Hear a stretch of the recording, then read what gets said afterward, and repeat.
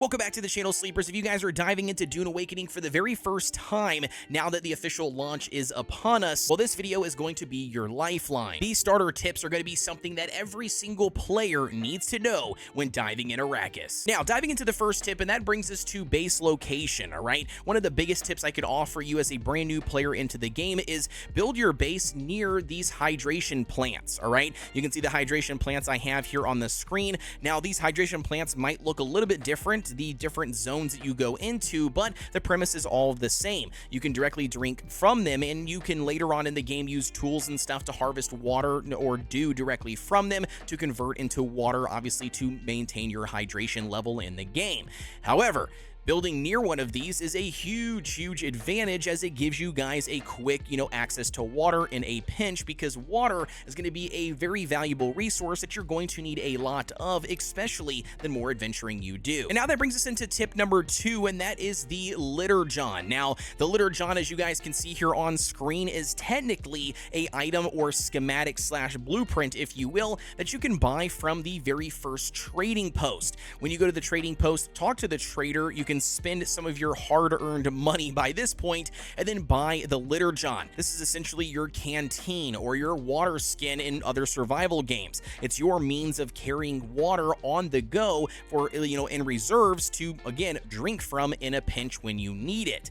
Not only that, here when it comes to putting things inside this litter john, it does only contain and hold water. You cannot put blood directly in there, so you will still need to utilize blood bags and stuff, to harvest blood from the enemies that you kill, but take it back to your purifier, utilize it, turn it into water, and then you can take that water and then fill up your litter john to always have water with you on the go. Trust me, it's a lifesaver here in Arrakis. And speaking on water, that brings us into another tip, and that relates to carrying and utilizing a still suit with you at all times. Still suits in this game essentially might sound a little disgusting, but turns your body sweat passively into water. You can see it adds a little secondary bar that will just naturally fill up on its own of water, again able to save you in a pinch of dehydration when you were out adventuring. Now keep in mind, the still suit might not necessarily provide a lot of armor compared to like heavy armor, for instance, that you can craft in the game when you are going into a fight, but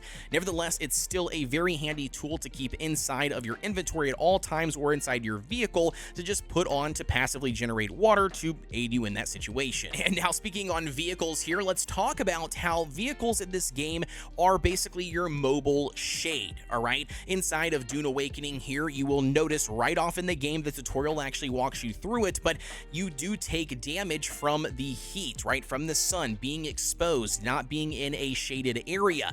When this bar completely fills up, you will basically become dehydrated, right? Your body will consume a lot more water, basically making you drink a lot more water. It's going to be very vital for you to constantly be shaded in areas when just standing around. You don't want to be out in the sun too long exposed to obviously prevent what I just talked about. With that being said here, this is where the vehicle tip comes into play. Hopping on any vehicle, including your sand bike that you will get early on in the game, it completely mitigates that. It basically acts as a shady spot all the time, including your sand bike that, yes, even though it is exposed, still obviously protects you from this dehydration or this, heat, if you will, from the sun. So utilize it to your advantage, especially if you're out in the open, have nowhere to go, no shade cover, hop on your vehicle really quick to just mitigate all of that and then wait it out if need be. And now, speaking of environmental hazards in Dune Awakening, that brings us into another solid tip that I wish I knew, and that relates to these pesky sandstorms, all right?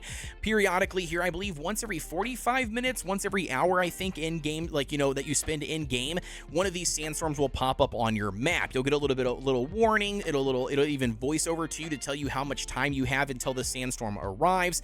But nevertheless, they're serious. If you guys are out in the open, you will take damage from the sandstorms. Not only you as your survivor, but also on top of that, your vehicles will also take damage from these sandstorms and eventually even destroy these vehicles, completely. So it's very important that you are obviously in some sort of cover. Now, what you're really looking for is the sheltered status. The sheltered status will appear right above your water meter on the bottom left-hand side of your screen. If it says unsheltered, this means you will take damage from the sandstorm, whether it's you or your bike or, your vehicle that you're using.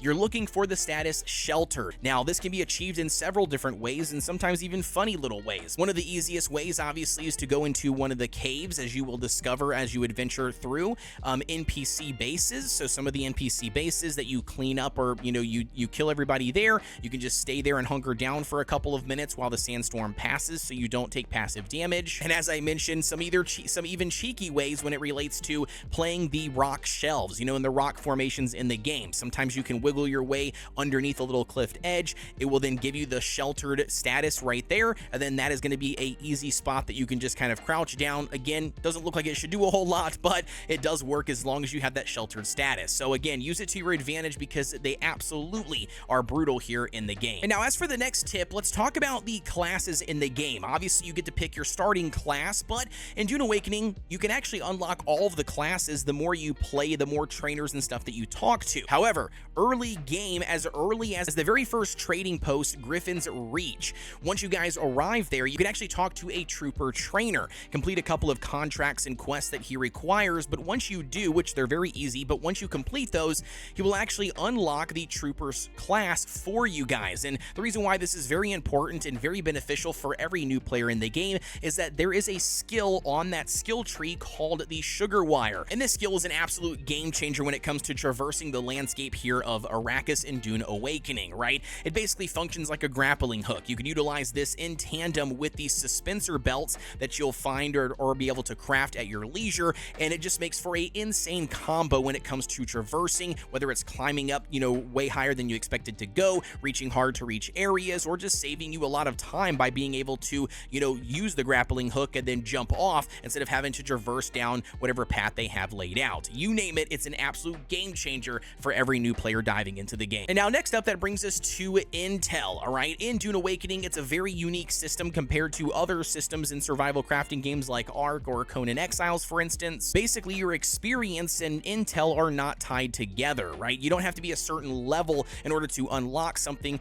More often than not, your intel, or what you can craft or unlock, is based on the amount of intel points that you have already spent. So in order for you to unlock some things, you got to spend 100 and something intel points already, which basically means researching other items. And in order to get yourself the intel, well, you have to do content in the game, whether that's going to be fulfilling contracts, or that's going to be, more often than not, searching these points of interest in the different regions and the different zones. You're going to go to these areas, clear out the enemies that are there, loot all of the chests and everything, find the little green hologram intel there, to then utilize those intel points to research new things for you to craft in advance. It's not going to be directly tied to your character levels, so just keep that in mind. But this does make points of interest very, very important, and intel points very important, that you should be doing daily and as early as you possibly can starting off in the game, because it's going to make a world of difference when it comes for you to upgrade all of your gear and move on to the next tier of things like craft benches and everything else by spending more intel points. And now, speaking more to the intel point side of things and blueprint side, let's talk about a couple of these unique schematics. This is a huge tip that I wish I would have known earlier, but nevertheless, as you adventure through the game, you're going to uncover these purple looking like schematic. Now, keep in mind, what's unique here about Dune Awakening is these items are not unlocked forever for you to craft them whenever you want. You actually have them in terms of a licensed or a permit, all right? You find the schematic, you learn it, that gives you one permit or one license essentially to craft one of those items. Not multiple, not a bunch, just one single version. So utilizing it, you can repair it, but eventually when it breaks and it's dead and gone, or you die and lose it, you then have to find that schematic or blueprint again in order for you to then craft that same item. So just something to keep in mind here. It was something I completely didn't know, and I was honestly really surprised when I was exposed to this, that the unique items I was using that I did discover, or that I even bought with money inside of the game, ended up going away, and I could no longer craft those until I found that item again. And on the same point here, when it comes to these unique schematics, some of them do have fixed drop locations, while a lot of them don't, and you actually do have to spend time farming out different chest and points of interest in order for you to hopefully find that exact exact same schematic, especially if it's something that works really well with the build of your choice. And the next tip I have for you guys is a big one that every player that's starting into the game needs to know, and that is carry the survey probes. Again, through the tutorial, you should know what I'm talking about. If you guys completed it here, it basically walks you through, getting a launcher crafted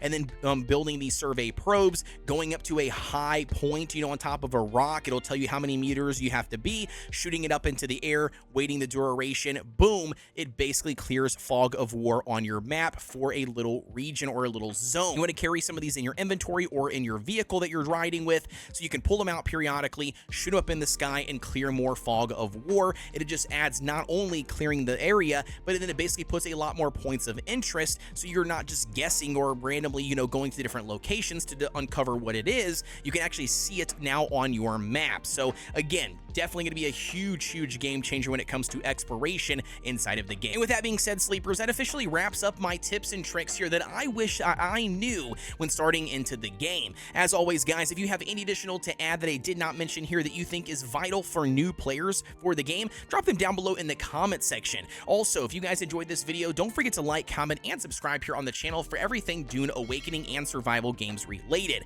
As always, guys, I've been Kodeations. Thank you for tuning in, and I will see you all on Arrakis.